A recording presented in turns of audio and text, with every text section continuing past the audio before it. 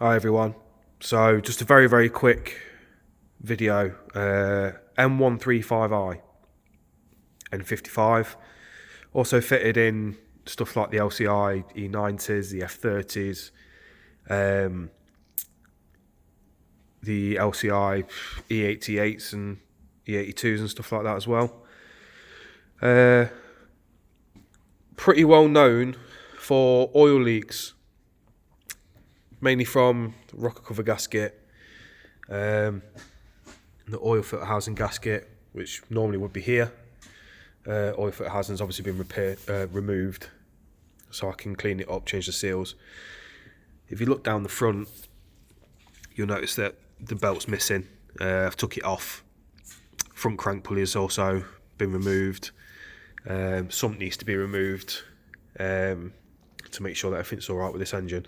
Basically, the oil leaking from here, which is to do with these two seals on this oil filter housing. You can see one of them, it's just fell to bits when I was taking it apart. It's a bit like plastic.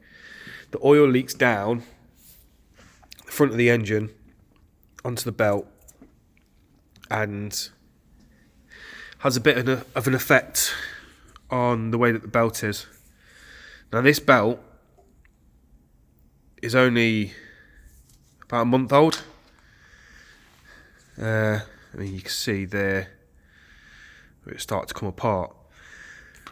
So the belt failed originally on this engine, and another garage replaced the belt.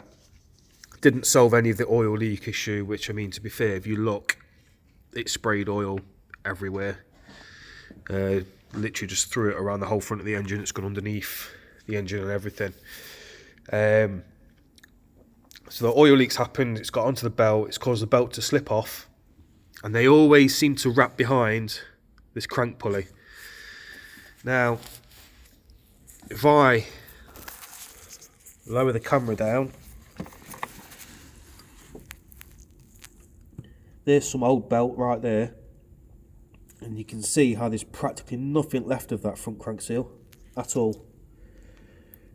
Completely ripped it to shreds, and it's resulted in this engine basically absolutely throwing oil out of the front. Massive oil leaks, massive oil puddles left everywhere and all that sort of thing. When that happens, the belt gets pulled through that front crank seal, ripped it to shreds, ends up in bits in the oil sump, and normally gets sucked up by the oil pickup and blocks it. And that can lead to bottom end failures at like the worst end of the scale. It can kill the turbo, could do all sorts of damage to the engine, and they're not the cheapest of things to maintain and repair as it is anyway. So the last thing that you want is an oil leak to be left and eventually cause this kind of thing to happen.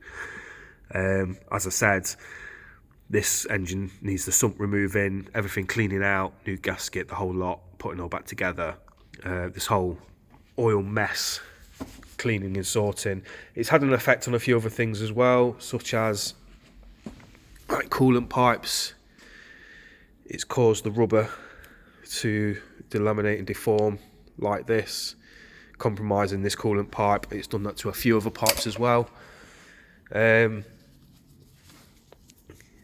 Yeah, just not really a great thing. It's just a bit more of a heads up.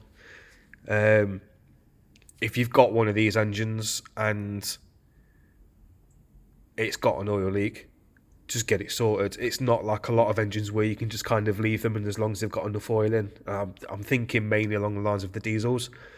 As long as they've got enough oil in them, they're normally running, they're normally fine. This engine, as soon as they start leaking oil from this area, it goes down the front and it causes that to happen, and it's a lot more of a headache than it really needs to be. So yeah, just a quick one. Did have more information on this before, but my old phone died, so new phone, new video. So catch you later.